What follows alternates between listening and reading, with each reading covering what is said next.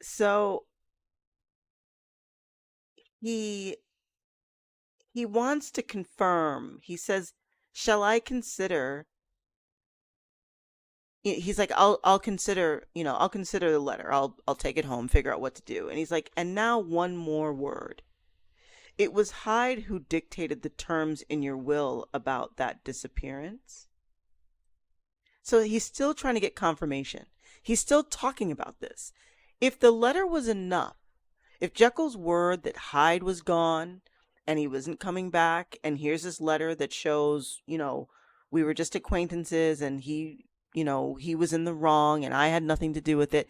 If that was enough, he would have just left, right? He would have just read it and he would have gone home and that would have been the end of it. But he's still inquiring. He's still asking. He's still saying, "So it was Hyde that told you to write that will where, if anything happens to you, you leave him all your money and everything?" And the doctor seemed seized with a qualm of faintness. He shut his mouth tight and nodded. "I knew it," said Utterson. "He meant to murder you." "You had a fine escape," meaning you got out of this, at the right time. You got out of this clean. And Jekyll says, "I have had what is far more to the purpose. I have had a lesson." Oh God, Utterson, what a lesson I have had. And he covered his face for a moment with his hands. That is one of those lines that stands out to me, kind of like, the scientific heresies in Balderdash. That line sticks out to me as far as the underlying story. I consider Jekyll and Hyde to be an underlying story. The little bits that you get hinted at, the little breadcrumbs that are being given to you a little at a time to sort of, not that you could possibly think of this, even back, especially back then. Now, of course, you kind of know what's going on, but I'm saying if you were reading this back then, you're given just little tiny things.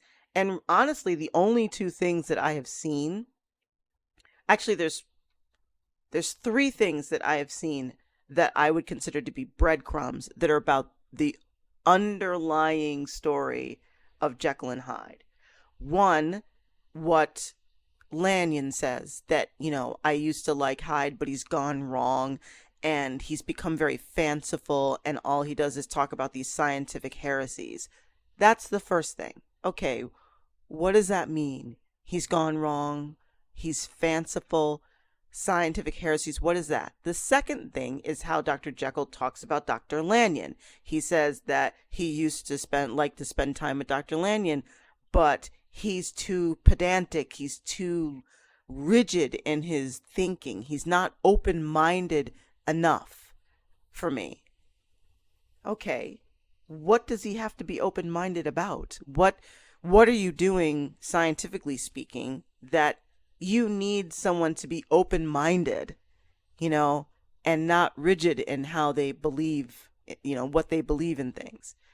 That's the second thing. That's kind of like, okay, something's going on that's science oriented. Something's going on between two scientists that don't agree. That's interesting. The third thing is um, this little line in here. I think they hinted at this before, where Utterson talks about Dr. Jekyll and he lists all of the soup after Dr. Jekyll's name. And I didn't look up what all of the soup means, but there's a lot of soup after Dr. Jekyll's name. And I think that soup would give anybody educated a clue as to what kind of doctor he is and what his specialities are. So I think that probably also gives the reader a clue as to what might be the underlying mystery of this story. So I didn't look all of that stuff up at the time of reading it, so it kind of went over my head, but it's stuck in my head enough for me to know that Dr. Jekyll isn't just an ordinary doctor. He has a lot of degrees and doctorates and soup, and he must be into very complicated things. And I was interested in that, which is why I kind of looked all that stuff up later. But at the initial time I was reading it, it only stood out to me to say, this guy is not just an ordinary doctor or scientist. He's knowledgeable about a wide variety of things. So technically that would have been the third thing, but at the time I didn't see it. What stood out to me as the third thing that indicates the underlying mystery, it says, the doctor had bought the house from the heirs of a celebrated surgeon, and his own tastes, being rather chemical than anatomical, had changed the destination of the block at the bottom of the garden. So I tend to be more interested in the subtleties, not in chapters like, I have this letter that clears you of all doubt, not that stuff, but more, what scientific heresies, what balderdash, what these little drops, these little teeny tiny, too fanciful, gone wrong, too pedantic, too narrow-minded, and that his own tastes being rather chemical than anatomical. So he's not that kind of doctor. He's not a surgeon. Like, he's called Dr. Jekyll, but we have never been introduced to what kind of doctor he is, except for all of that soup. And again, if you don't know what all of that soup means, you're looking for maybe Utterson goes to visit him in his practice, or Dr. Jekyll goes to, see patients or something like that. But we never get any of that in the story. He only meets Dr. Jekyll at home. Dr. Jekyll has a lot of parties. But we don't know what Dr. Jekyll does. We don't know what Dr. Lanyon does either. I think he mentions that he has patients, but Dr. Jekyll's never mentioned as having patients. He's never mentioned as going out and doing any kind of particular doctoring. He's a doctor of a lot of things, but he's not necessarily that kind of doctor. So if you were reading this, you might want to look up all of the soup after his name, which, let me see if I can find where that is really quick and read it off to you, so that if you're curious, you can see.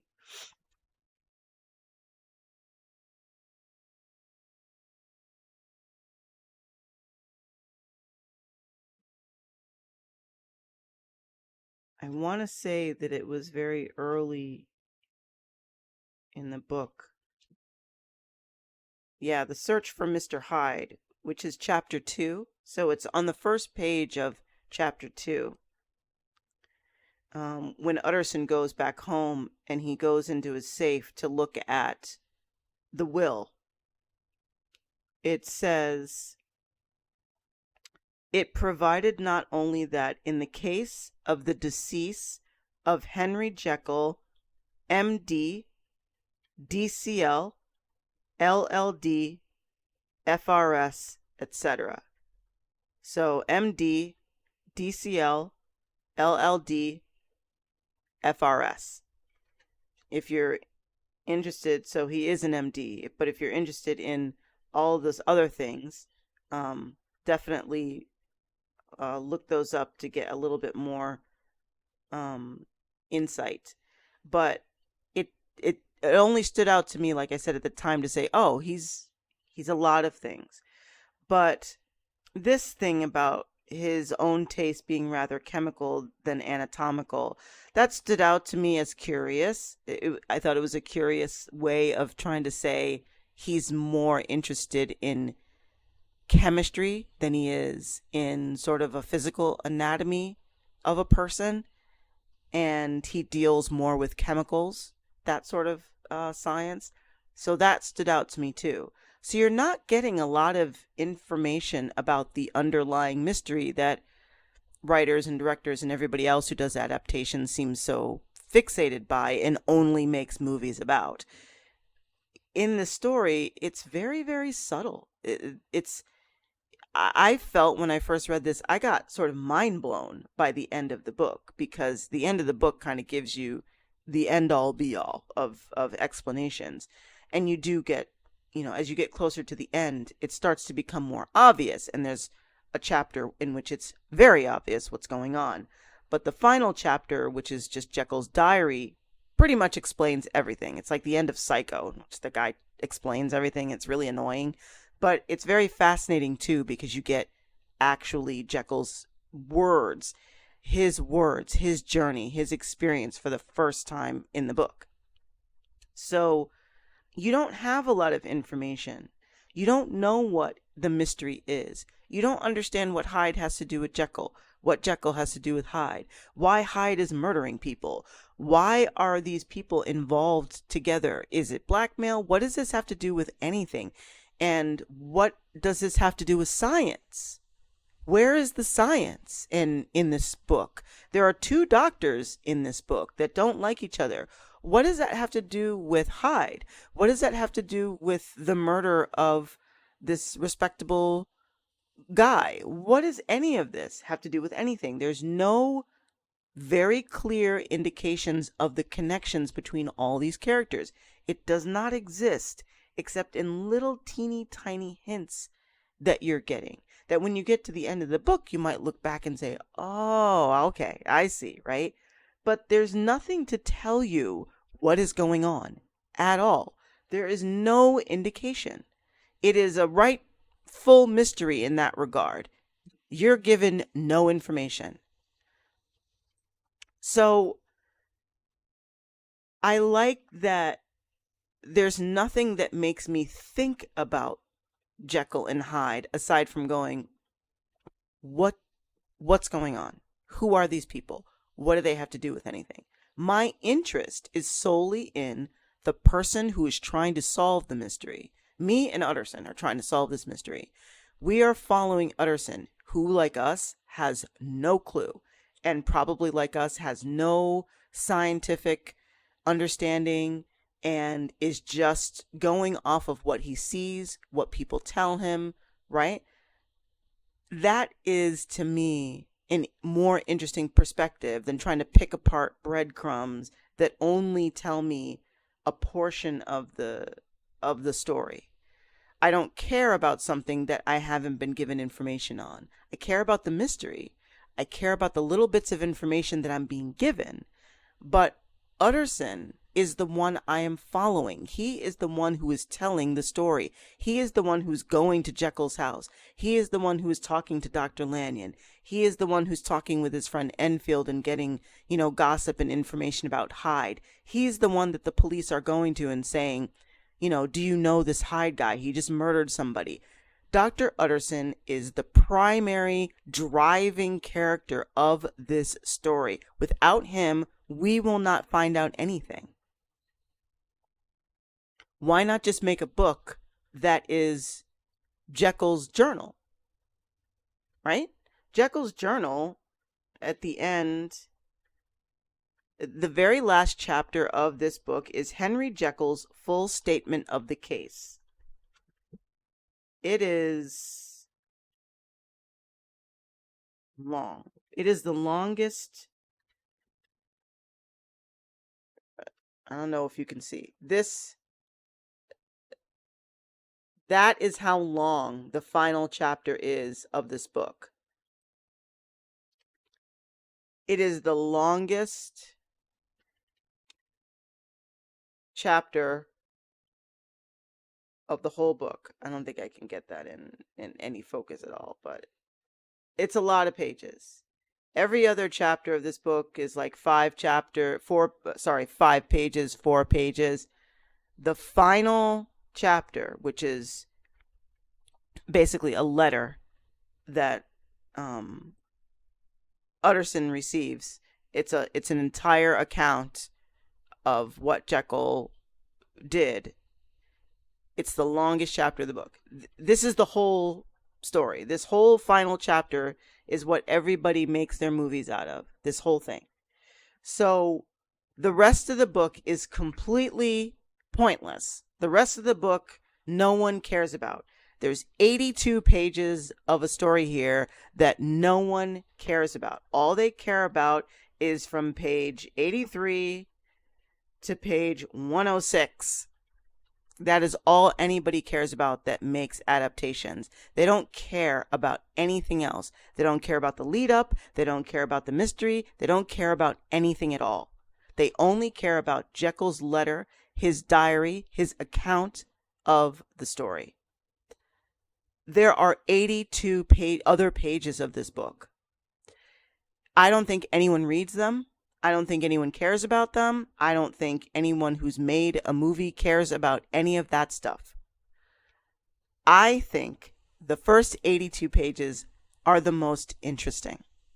I think the first 82 pages are what gives you a reason to care about the last pages. All of the stuff that builds up to it.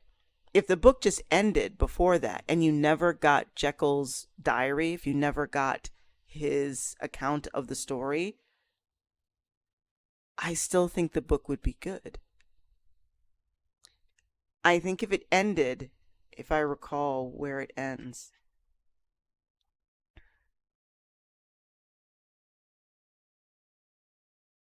So the first 82 pages ends with two letters. One is a letter from Lanyon, and one is a letter from Jekyll, which explains everything. But Lanyon's letter actually is where the story should have ended, I think.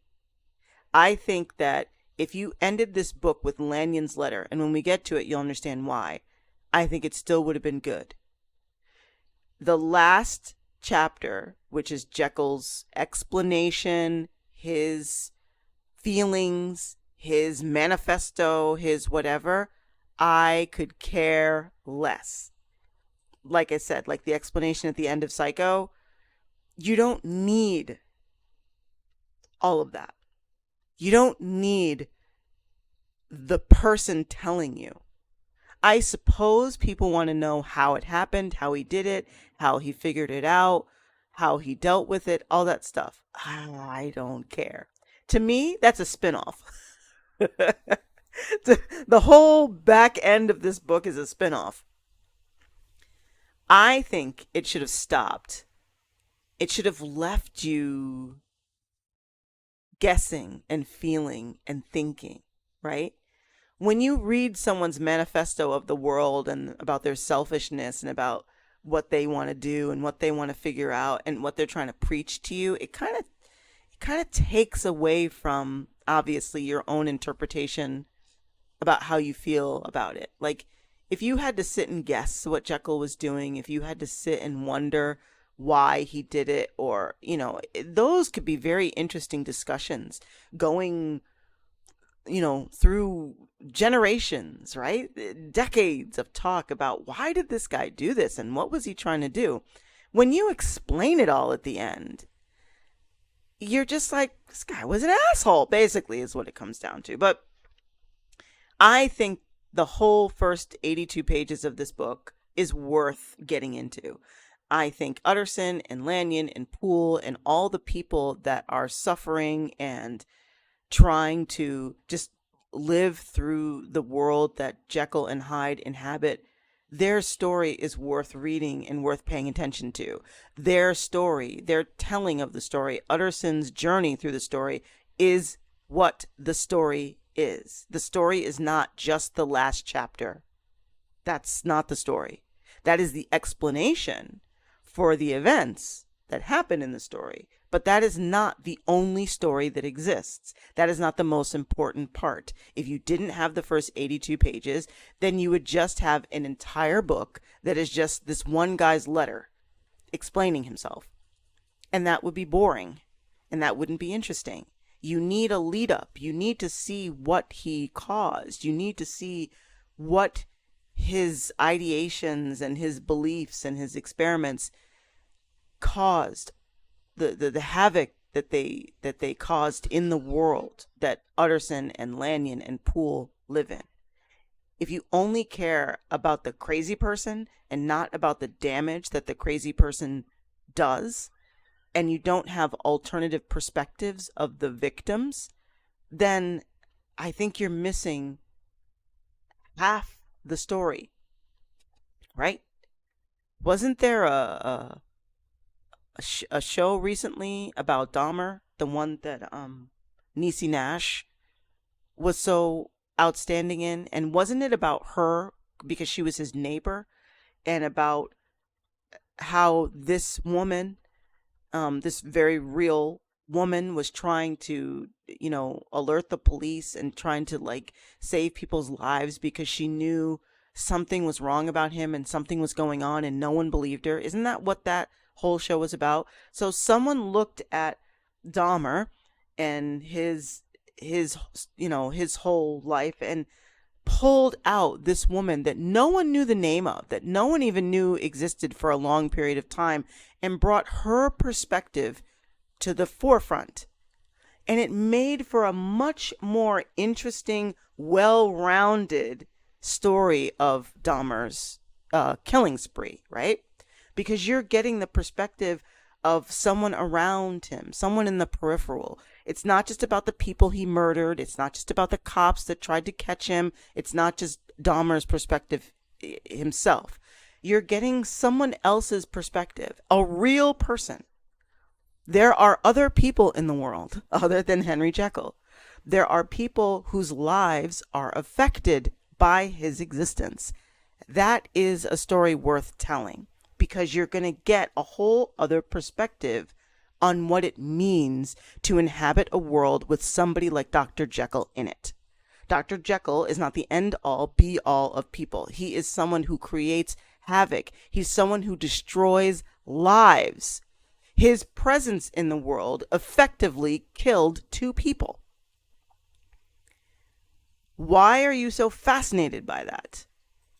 What about the people who died? What about the people who suffered as a result of this? What about those people? That's what I mean when I say the world would be so much more interesting if people cared about other people. If people thought that maybe there's other perspectives, maybe there's other ways of seeing a situation from another viewpoint. And maybe those viewpoints are worth exploring and worth learning about to give me more insight into the world at large.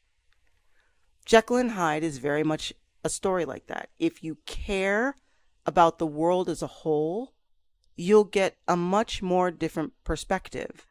If you only care about the last chapter and you only care about Jekyll's perspective, you're missing a bunch.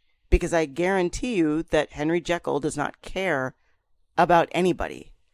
He doesn't care about the world. He doesn't care about what he's doing to the rest of the world or to people in it. He only cares about himself, his own journey, his own realizations, the mysteries that he wants to solve for himself. It's selfish. It's incredibly selfish. If you only care about the selfish perspective, you're missing a lot. And I think that anyone who just negates the first 82 pages of this book and just pretends they don't exist is doing such a disservice to the entire story. That said, Utterson. I like that he questions Jekyll. I like that he says he's still trying to confirm information. He's still trying to, like, he doesn't feel settled, right? He can't rest. He doesn't feel settled in just Jekyll's explanation and the letter that he's given. He's still asking questions. Where's the envelope? Did Hyde make you, so let me get this right, Hyde made you write this will, right? He's still trying to get confirmation. When he leaves, after Jekyll says that great line, "What a lesson I've had." That's something that kind of is what prompted me to talk about the last chapter. What a lesson I've had. He's, and it's not a very clear lesson, okay, because he didn't really learn anything. Let's be honest. He says, "What a lesson I've had," but it's not really a lesson learned. Let me put it that way. But again, it gives you, that's that third or fourth thing that gives you an indication of the underlying mystery. I've had a lesson. Oh God, Utterson, what a lesson I've had. What is that, right? What is that about? So that's like, it just, these little teeny tiny, that make you go, what? What do you mean? What is he saying, right? So as soon as Utterson leaves, Poole is walking him out, and he says, "By the by, there was a letter handed in today. What was the messenger like?" These are the questions I love. Again, where's the envelope? Who brought this letter? He's not settled. He's not being taken in by this. He's not just trusting his friend 100%. He's suspicious. And I think that that's probably a little painful for him, right? It's got to be. But I love that he asks the questions anyway. I love that he is literally walking out of the man's house asking questions about him behind his back. A letter came. Who brought it? And of course, Poole's like, "We didn't get any letters. The only thing that came, nothing had come except by post and only circulars." And by that. So he's confirming. He already feels unsettled. And as he literally walks out of the guy's office, gets escorted to the front door, and he's still asking questions. Did a letter get delivered? So he goes home, and he's really, really just questioning so many things. So he wants to ask somebody's advice. And he has a friend, his head clerk, whose name is Mr. Guest. And by head clerk, I think the clerk is, I don't want to say like a secretary, like an assistant, or someone who assists him in his law firm. He greatly respects this guy, Mr. Guest. And he said there was no man from whom he kept fewer secrets than Mr. Guest. And he was not always sure that he kept as many as he meant. You love that line? Why?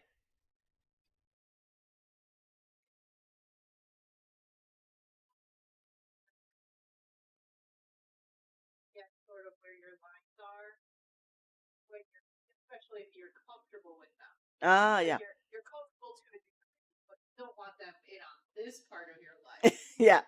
But I can understand where if you're comfortable and enjoying your time together or whatever, that you might let a few things escape that then later in the day or the next morning you're like, oh shoot, I shouldn't have said that. Yeah. To him, based on our relationship.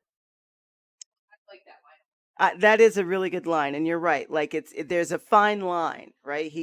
He's comfortable with him. He works for him, but he also, it confides in him about things. And there's a line between how much you tell that's part of the law business, that's not like telling the business of your clients, but also you may want his advice with some things.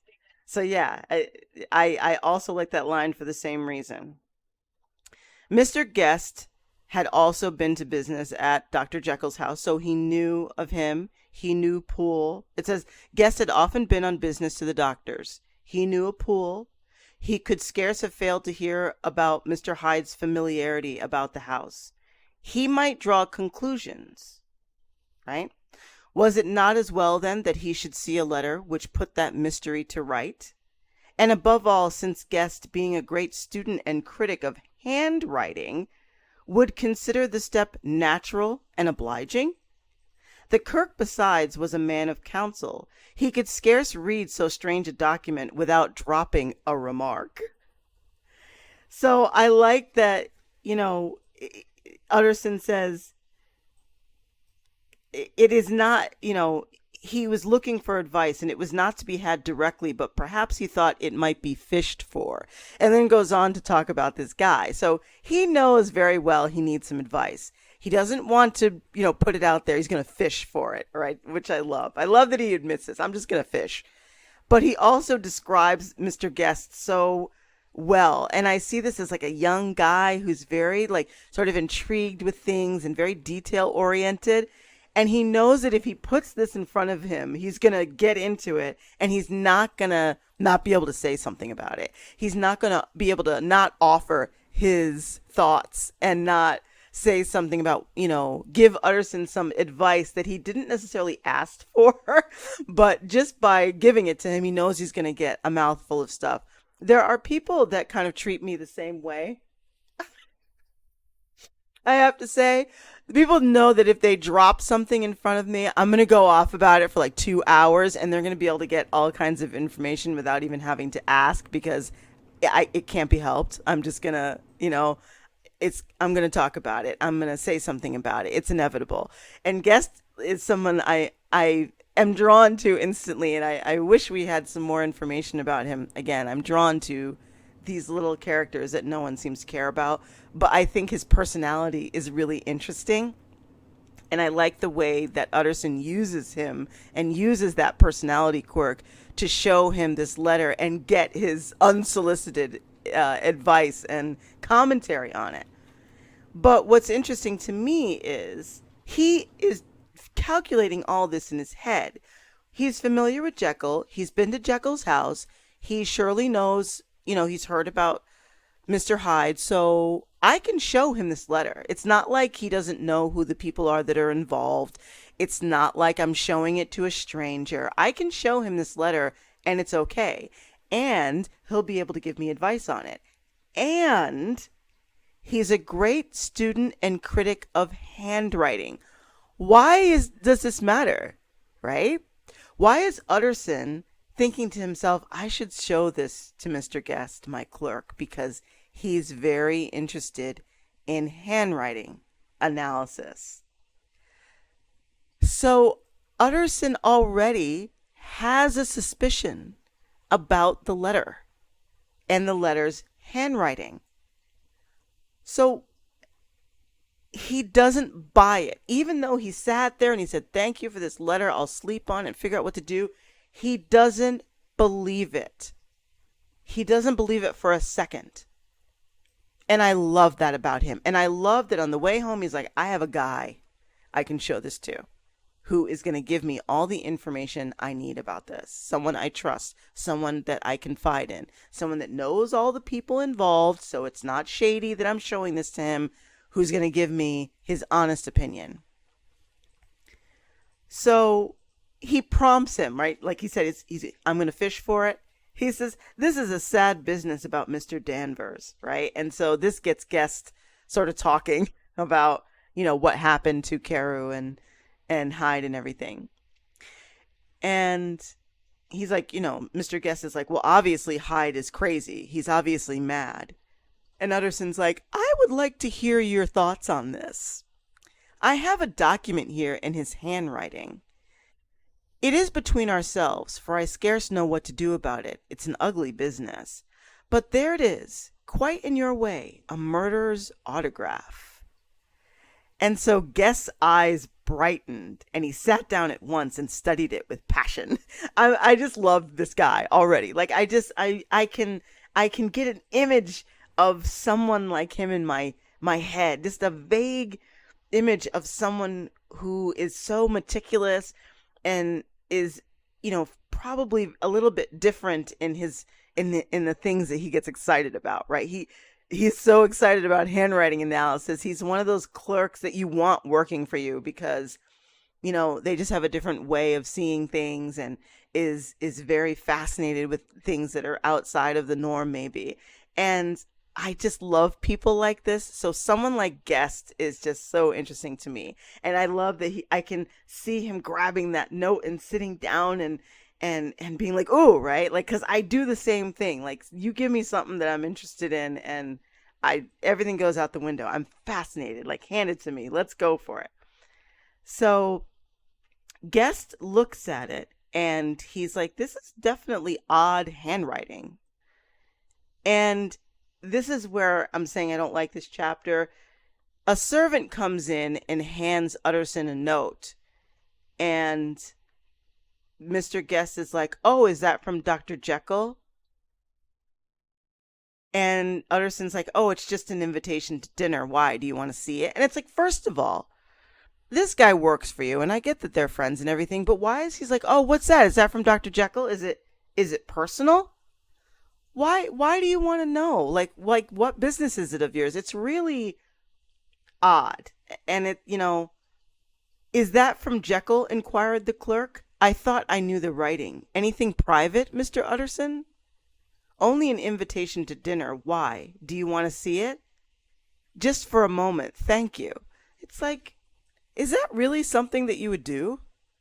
When someone comes in and hands the person that you're, having a drink with or whatever, a letter, and you're like, "Is that a letter from Dr. Jekyll? Is it private? Is it personal? Can I see it?" Like it just comes out of nowhere. And again, it's in line with the fact that he wants to compare the two pieces of writing, right? It just Stevenson has worked hard to put this in here. He's shoved it in with such force that it's pushed me right out of the book. Like all of a sudden I'm like, for the love of God, is this really happening right now? I just don't see this as happening. I don't see that as a logical scenario that would have occurred. It is solely for the purpose of this guy doing a handwriting analysis, and he needs Jekyll's handwriting in order to do it. And it just so happens a letter has arrived from Dr. Jekyll just now inviting me to dinner. Do you want to look at it? This kind of writing to me is I just think it's kind of lazy. I think you're trying to get some information across and you don't know how to do it. So you just manufacture a scenario where the thing you want to happen happens. And it just seems really weird and out of place. So of course he looks at it and he's like, it's weird, it's there's a singular resemblance. The two hands are in many points identical, only differently sloped. "Rather quaint," said Utterson. "It is, as you say, rather quaint," returned Guest. "I wouldn't speak of this note, you know," said the master. "No, sir," said the clerk. "I understand." That exchange, as much as I love it, is, again, it's just forcing you to sort of question, oh, the handwriting is written by Jekyll, right? It's just written with his left hand or whatever. And you don't need to know that information. These are the breadcrumbs, but the breadcrumbs are now becoming like not crumbs, but entire loaves of bread that he's now throwing at us. Like loaves of bread are coming out of the book and hitting us in the face because he wants us to know more about this relationship. And of course, Utterson is like, "Oh my God, Henry Jekyll has forged this note for a murderer." So it's like he's still under this murderer's control. He's forging notes for him. Okay, it just doesn't work for me. This entire chapter is trash, but I like Guest and I like Utterson's behavior in this chapter. It reveals so much about Utterson's character and what I like about him and what I like about this book. As I said, he's not a pushover. He is questioning this the whole time. And the fact that he wants someone to analyze the handwriting means he doesn't trust it. As soon as he probably read it, he was like, "Oh, I feel better." No, I don't feel entirely better. I love that. So it's not my favorite chapter. I think the book actually could have done without it. You don't need to know that the handwriting is similar. I think it's just a huge, loaf of pumpernickel. Why are you laughing? I said it's not a breadcrumb anymore. He's now throwing whole loaves of bread. Like he's just like, here's some evidence for you to think about. Pumpernickel, I think because I don't like it. I think I chose pumpernickel because I don't like pumpernickel. Um, so it's so contrived. I just hate it. I really wish that it didn't exist at all, but I love that it gives us more insight into Utterson. So in that regard, it's useful. These next two chapters, well, these three chapters that follow each other, Incident of the Letter, Incident of Dr. Lanyon, and Incident at the Window. Of these three chapters, the Incident of the Letter is the one I wish Stevenson's wife had burned, I guess, because it's bad. But the Incident of Dr. Lanyon and the Incident at the Window are my two favorite chapters.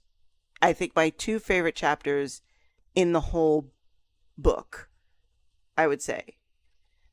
I think that they give me the most what like the most feelings of intrigue. Like they make me want to read the story. Those two chapters alone are the chapters that sell me on the story. If I wasn't interested in the story before those two chapters, I would be then. I think they're the most memorable for me. They're the ones that literally, like, I listened to audiobooks at night and, literally made me just stay awake. Like, I just was so interested in those two chapters. I think that if someone was going to make this straight to movie, these chapters absolutely would be ones that you couldn't leave out. They give so much creep factor. They give so much of the horror of it. I don't get horror from this book until you put the book together and you sort of read it as an overarching thing. And I guess the last chapter, when you find out, actually, you don't. The true horror happens in the chapter before the end. In Dr. Lanyon's narrative, when Dr. Lanyon tells you his perspective, that is the horror. That's the one bit of horror in this book, is Dr. Lanyon's narrative, which is the second to last chapter. Dr. Lanyon gives you his perspective of things. And I think that that is where you really get that, oh my God, fucking hell, what is going on factor. But I got that from the two chapters that follow this one. I got that creepy sort of, goosebump feeling from those two chapters. And then Dr. Lanyon's chapter was, I think, really where I felt the most absolute horror and sort of disgust and shock in this story. So it's not really throughout, it's just more in these punctuated in these very specific areas. So I'm looking forward to talking about the next two chapters because, like I said, those are my favorites.